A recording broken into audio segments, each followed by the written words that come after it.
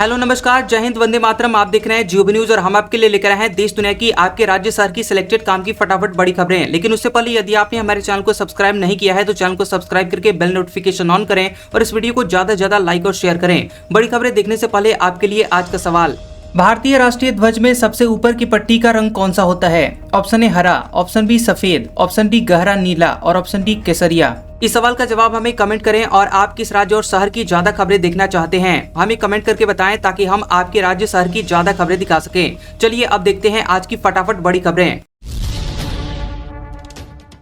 सट्टेबाजी केस में रैना धवन की 11.14 करोड़ की संपत्ति हुई अटैच। ईडी ने मनी लॉन्ड्रिंग का केस दर्ज किया। सट्टेबाजी की कमाई प्रॉपर्टी इन्वेस्टमेंट में लगाई।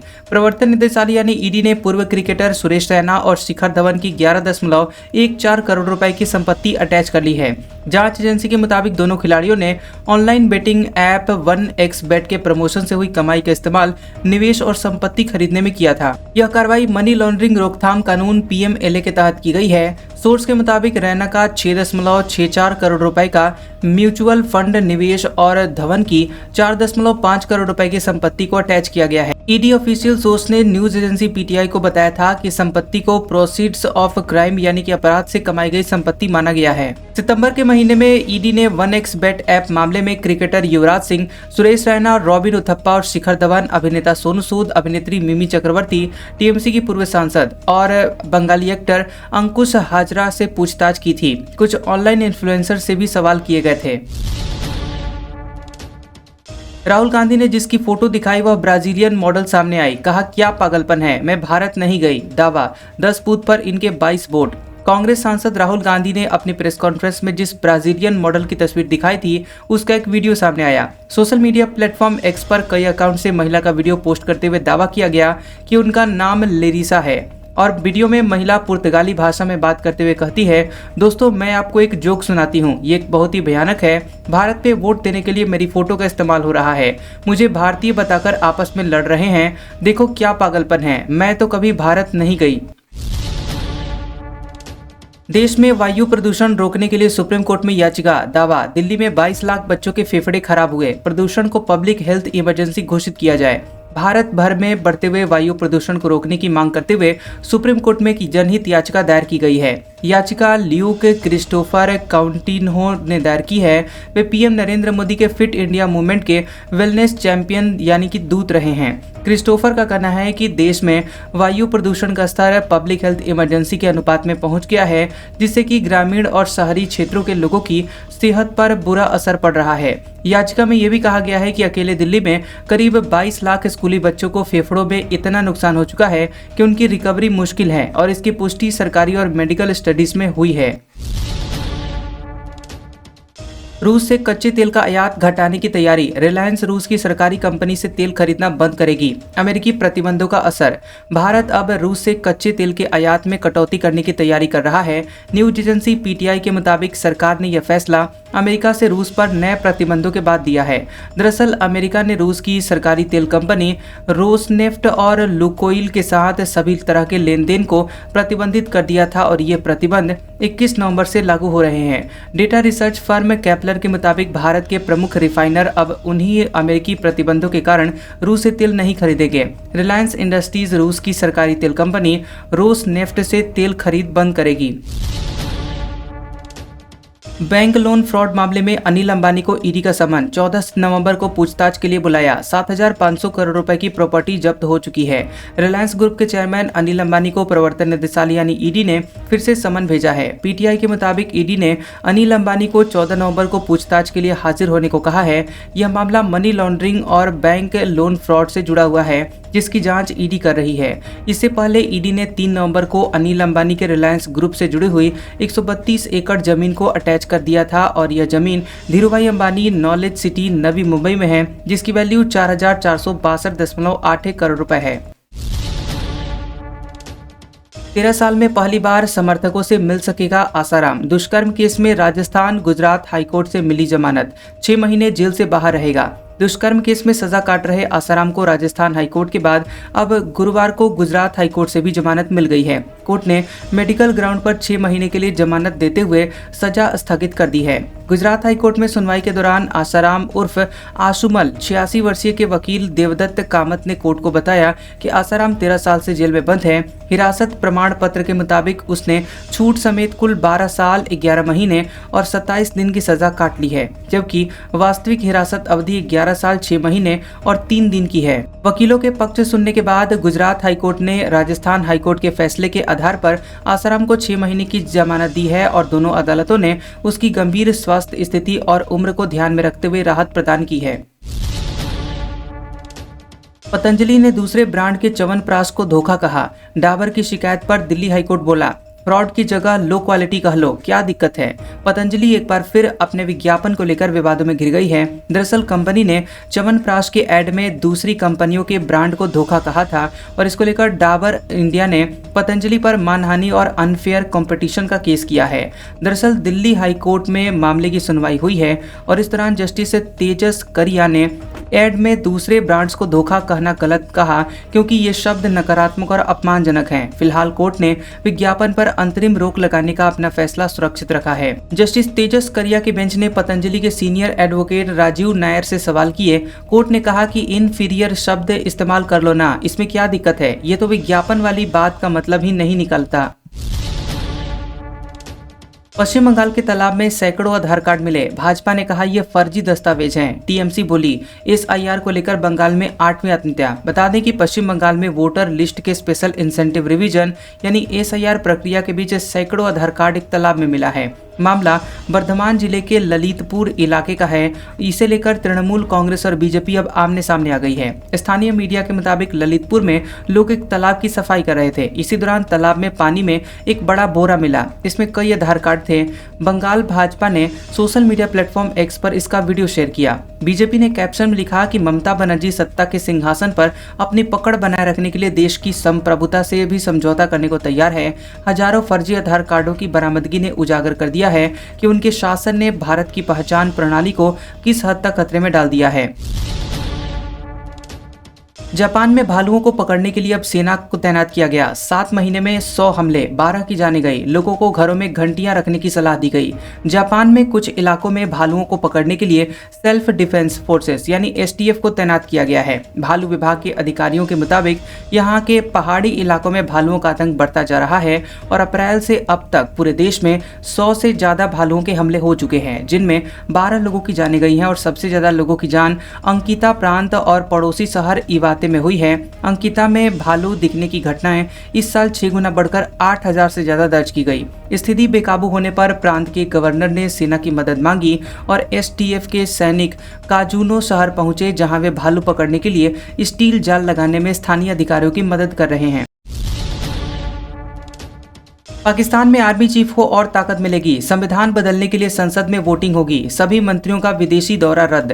पाकिस्तान की शहबाज शरीफ सरकार संविधान में 27वां संशोधन लाने की तैयारी कर रही है। इससे सेना प्रमुख को ज्यादा ताकत मिल सकती है और प्रांतों को मिलने वाला पैसा कम हो सकता है। रिपोर्ट्स के मुताबिक संशोधनों के बाद पाकिस्तानी संविधान के आर्टिकल 243 में बदलाव किया जाएगा।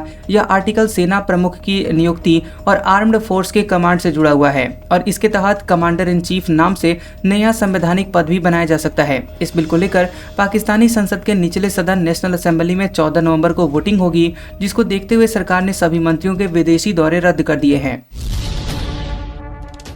पीओके में पाकिस्तानी सरकार के खिलाफ जनजेट का प्रदर्शन, कातिलों जवाब दो का नारा लगाया। फीस बढ़ने और एग्जाम में सुधार को लेकर सड़कों पर उतरे। नेपाल बांग्लादेश के बाद अब पाकिस्तान के कब्जे वाले कश्मीर यानी पीओके में जनजेट पाकिस्तानी सरकार के खिलाफ सड़कों पर उतर आए हैं। वे एजुकेशन सिस्टम में बदलाव, परीक्षा में ई मार्किंग सिस्टम की खामियां और जरूरी सुविधाओं की कमी की वजह से प्रदर्शन कर रहे हैं। यह आंदोलन 4 नवंबर को मुजफ्फराबाद में university of Azad and Jammu and Kashmir से शुरू हुआ। छात्र सेमेस्टर फीस में बढ़ोतरी का विरोध कर रहे थे और इसमें एक छात्र को लगने से घायल हुआ, जिसके बाद यह प्रदर्शन और भी हिंसक हो गया। यह प्रदर्शन मुजफ्फराबाद से निकलकर मीरपुर, कोटली, रावलकोट और नीलम वैली तक फैल चुका है। लाहौर में भी इंटरमीडिएट छात्रों ने धरना दिया है। छात्रों ने आजादी और कातिलों जवाब दो, खून का हिसाब दो जैसे नारे लगाते हुए पाकिस्तानी सेना पर अत्याचार के आरोप लगाए हैं। मुंबई में मोनोरेल ट्रेन डीरेल होकर हवा में लटकी, 3 कर्मचारी घायल हुए। ट्रायल में एक बीम से दूसरे बीम पर शिफ्टिंग के दौरान यह हादसा हुआ। बता दें कि मुंबई के वडाला डिपो में एक मोनोरेल ट्रेन ट्रायल के दौरान डीरेल हो गई। ट्रेन का इंजन पटरी से उतरकर हवा में लटक गया।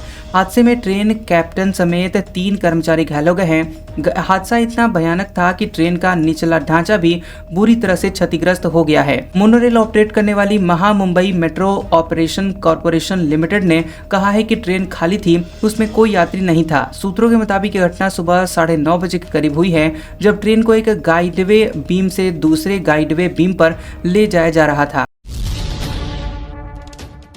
सीजेआई बोले, कोर्ट न्याय का मंदिर हो, 7 स्टार होटल नहीं।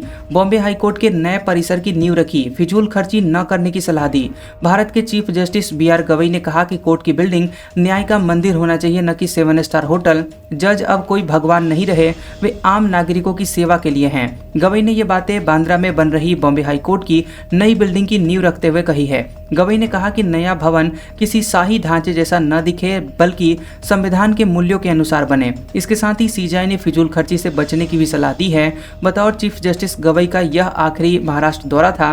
उन्होंने कहा कि वह अपने गृह राज्य में बुनियादी ढांचे से संतुष्ट हैं और गवई 23 नवंबर को रिटायर हो रहे हैं। उनकी जगह पर जस्टिस सूर्यकांत अगले सीजेआई बनेंगे। सीजेआई BR गवई ने कहा कि कोर्ट की बिल्डिंग बनाते समय हम जजों की जरूरतों पर ध्यान केंद्रित करते हैं, लेकिन यह नहीं भूलना चाहिए कि हम नागरिकों, वादियों की जरूरतों के लिए यहाँ मौजूद हैं।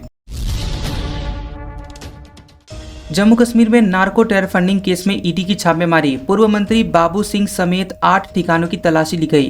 प्रवर्तन निदेशालय यानी ईडी ने जम्मू कश्मीर में पूर्व मंत्री बाबू सिंह के ठिकानों समेत कई जगहों पर नार्को टेरर फंडिंग से जुड़े हुए मामले में छापेमारी की है। अधिकारियों ने बताया कि श्रीनगर में 6 और जम्मू में 2 ठिकानों पर मनी लॉन्ड्रिंग मामले में कार्रवाई की जा रही है।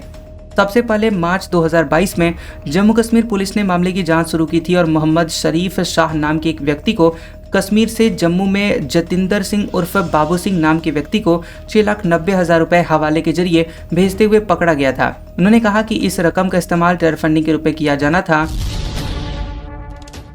आरजेडी वाले र से रंगदारी, फ से फिरौती जानते हैं। भागलपुर में पीएम मोदी बोले, इनकी पाठशाला में घ से घोटाला और प से परिवारवाद की ट्रेनिंग होती है। बिहार में पहले फेज की वोटिंग के बीच पीएम मोदी भागलपुर में उन्होंने सभा की। यहां उन्होंने कहा कि एक बार फिर से बिहार में एनडीए की सरकार बनेगी। पहले चरण का मतदान हो रहा है और बिहार की बेटियां अपने प्रदेश को जंगल राज से दूर रखने के लिए वोटिंग कर रही हैं। पीएम ने कहा कि आरजेडी के पोस्टर में कांग्रेस के नामदार की कहीं तस्वीर लगी है क्या? इन दोनों पार्टियों में ही तनातनी चल रही है। कांग्रेस के नामदार बिहार आना भी नहीं चाहते थे, लेकिन इनको जबरदस्ती लाया गया है। पीएम ने कहा कि राजद वालों को फ से फिरौती, र से रंगदारी, प से परिवारवाद और घ से घोटाला ही सिखाया जाता है। पीएम मोदी ने इससे पहले अररिया में सभा की थी, जहां उन्होंने कहा था कि आज बिहार में पहले चरण की वोटिंग शुरू हो गई और सोशल मीडिया पर शानदार तस्वीरें आ रही हैं। बूथों पर सुबह से लाइन लगी है। पूरे बिहार से एक ही आवाज आ रही है, फिर एक बार एनडीए सरकार। बिहार में 121 सीटों पर वोटिंग खत्म। 5 बजे तक 60.13% मतदान हुआ। सबसे ज्यादा बेगूसराय में 67.32%, शेखपुरा में सबसे कम 52.36% वोटिंग हुई। बिहार विधानसभा चुनाव के पहले फेज की वोटिंग खत्म हो गई है और सुबह 7 बजे से शाम के 5 बजे तक 60.13% वोटिंग हुई है। बेगूसराय में सबसे ज्यादा 67.32% और शेखपुरा में सबसे कम 52.36% वोटिंग हुई है। वहीं राजधानी पटना में 55.02% मतदान हुए हैं। अति संवेदनशील 56 बूथों पर शाम 5 बजे तक वोटिंग हुई और बिहार में शहरी वोटर में वैसा उत्साह नहीं दिखने को मिला। 121 सीटों में से 3 सीट पर सबसे कम वोटिंग देखी जा रही है। राजधानी पटना के शहरी क्षेत्र कुम्हरार में 39.52%, दीघा में 39.10% और बांकीपुर में 40% ही मतदान हुआ है। जम्मू कश्मीर, उत्तराखंड और हिमाचल प्रदेश में बर्फबारी, तापमान माइनस में। गुलमर्ग बना व्हाइट वंडरलैंड। दिल्ली, यूपी समेत 7 राज्यों में ठंड बढ़ी, पारा 3 डिग्री सेल्सियस तक गिरा। हिमाचल में 3 राज्यों जम्मू कश्मीर, उत्तराखंड और हिमाचल प्रदेश में बर्फबारी शुरू हो गई है। जम्मू कश्मीर के बारामूला में गुलमर्ग व्हाइट वंडरलैंड में बदल गया। उत्तराखंड में बद्रीनाथ, केदारनाथ धाम भी बर्फ से ढक गए हैं। हिमाचल प्रदेश के ऊंचाई वाले इलाकों लाहौल और स्पीति और किन्नौर, कुल्लू में ताज़ा बर्फबारी हुई है, जिससे तापमान में गिरावट आई है और देश भर से लोग बर्फबारी का नज़ारा देखने के लिए पहुंच रहे हैं।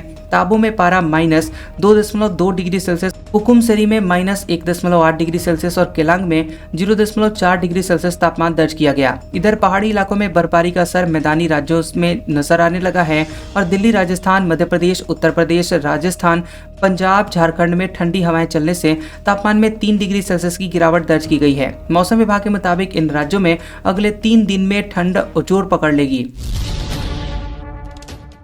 दिल्ली के ऊपर उड़ने वाले विमानों को मिले गलत सिग्नल, नेविगेशन और विमान की पोजीशन बताने में गलती हुई, सरकार ने जांच शुरू की। दिल्ली में पिछले एक हफ्ते से विमानों के जीपीएस सिग्नल में फेक अलर्ट आ रहे हैं। इसे जीपीएस स्पूफिंग कहते हैं। इसके तहत पायलटों को गलत लोकेशन और नेविगेशन डेटा अलर्ट मिल रहे हैं। एयर ट्रैफिक कंट्रोल के सूत्रों के मुताबिक दिल्ली के करीब 100 किलोमीटर के दायरे में ऐसी घटनाएं सामने आ रही हैं। Flight regulator directorate general of civil aviation DGCA को इस बारे में जानकारी दे दी गई है। स्पूफिंग एक प्रकार का साइबर अटैक होता है जो कि नेविगेशन सिस्टम को गुमराह करने के लिए फेक जीपीएस सिग्नल भेजता है। ज्यादातर इसका इस्तेमाल वॉर जोन में किया जाता है ताकि दुश्मनों के ड्रोन और विमानों को नष्ट किया जा सके। यूपी में अप्रैल से जुलाई के बीच होंगे पंचायत चुनाव। 75 करोड़ बैलेट पेपर छप रहे हैं। अब दोगुना खर्च कर सकेंगे प्रत्याशी। उत्तर प्रदेश में त्रिस्तरीय पंचायत चुनाव अप्रैल से जुलाई 2026 के बीच करवाए जाएंगे। राज्य निर्वाचन आयोग ने पंचायत चुनाव तय समय पर कराने की पूरी तैयारी कर ली है। राज्य सरकार की ओर से जैसे ही SC/ST के आरक्षण का निर्धारण करके वार्ड, ब्लॉक और जिला पंचायतें आरक्षित कर दी जाएंगी, आयोग चुनाव प्रक्रिया शुरू कर देगा। उधर आयोग ने पंचायत चुनाव में चुनाव खर्च की सीमा बढ़ाई है। इसके साथ ही उम्मीदवारों के लिए आवेदन शुल्क और जमानत राशि भी बढ़ाई गई है। बता दें कि राज्य निर्वाचन आयुक्त राज प्रताप सिंह ने 4 नवंबर को यूपी के सभी जिला निर्वाचन अधिकारियों के साथ वीडियो कॉन्फ्रेंसिंग की थी और इसमें उन्होंने कहा था कि पंचायत चुनाव तय समय पर करवाए जाएंगे, इसलिए सभी डीएम भी अपने अपने जिलों में इसकी तैयारियां पूरी कर लें। उन्होंने मतदाता सूची में डुप्लीकेट मतदाताओं के नाम हटवाने और पात्र मतदाताओं के नाम जोड़ने पर जोर दिया। जिन जिलों में मतदाता सूची पुनरीक्षण का काम धीमा है, उन्हें खास हिदायत दी है। आज का सुविचार, जो भी करो हमेशा सही तरीके से करो, चाहे फिर उस वक्त कोई आपको देख भी ना रहा हो। कैसा लगा ये वीडियो हमें कमेंट सेक्शन में जरूर बताएं। वीडियो पसंद आया हो तो वीडियो को लाइक और शेयर करें और ऐसी इंटरेस्टिंग वीडियोस देखने के लिए हमारे चैनल जियोबी न्यूज को सब्सक्राइब करें और बेल आइकॉन को दबाएं। और हमारे ओल्ड और लेटेस्ट वीडियोस देखने के लिए हमारे प्लेलिस्ट और कम्युनिटी टैब को जरूर चेक करें। तो मिलते हैं अगले वीडियो में, तब तक के लिए आपका शुक्रिया।